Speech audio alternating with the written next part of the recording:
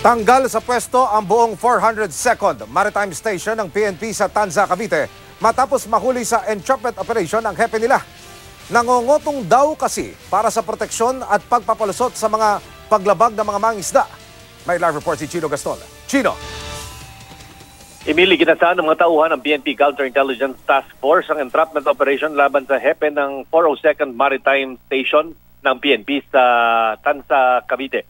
Matapos lumapit sa pulisya ang mga mangingisda na kinukutongan di umano ni Police Superintendent Armandi Di Mabuyo ang hepe ng nasabing Maritime Group Station. Naaktuhan ng suspect na tinatanggap ang tinatayang 19,000 piso mula sa isang mangingisda. Ayon sa CITF, umabot daw sa 18,000 hanggang 21,000 kada kinsenas ang hinihingi ng suspect sa mga samahan ng mga mangingisda sa lugar.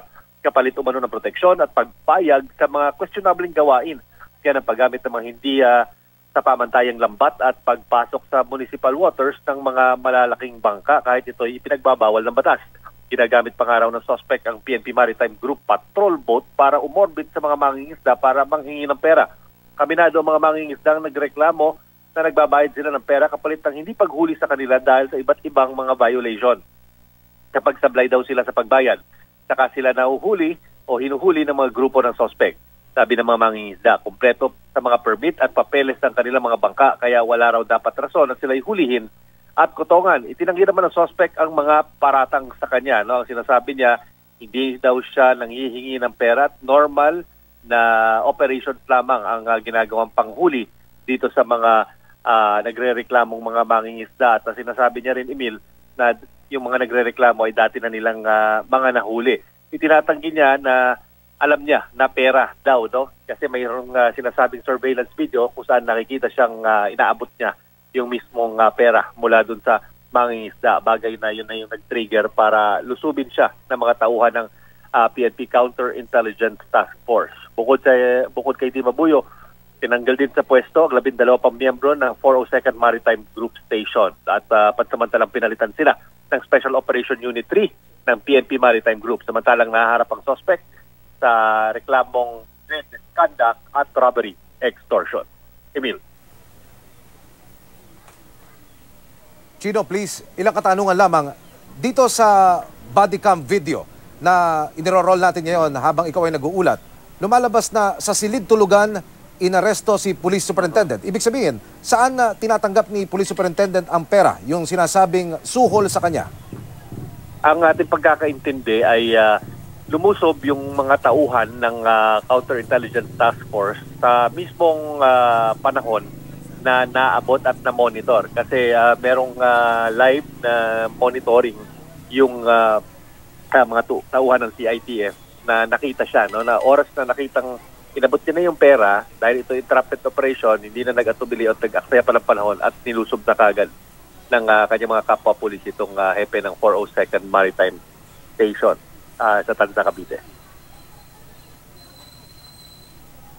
Chino, please, last question. Ano ang sinasabi ng mga kababayan nating mangingisda? Anong violation yung sabihin nating ipinapauso daw ni Police Superintendent para mahingan ng pera, mahingan ng suhol itong mga kababayan nating mangingisda? Siyempre, Emil, no, ang sinasabi daw sa kanila, pagpapaliwanag na kapag sila hinuhuli, numero uno, malalaki daw yung mga bangka nila at hindi pwedeng mangisda doon sa tinatawag na municipal waters. No? Yung 15 kilometers mula sa Dalampasigan, yung tubig na yon o yung dagat na yon ay hindi pwedeng pangisdaan ng malalaking uri ng bangka, no? Yung nakausap nating isang mangingisda na nagrereklamo, yung minado naman siya, no, na medyo malaki yung kanyang bangka. 6 tons ang sukat o bigat ng kanyang bangka, no, na itinuturing isang uri na, no, or classification na commercial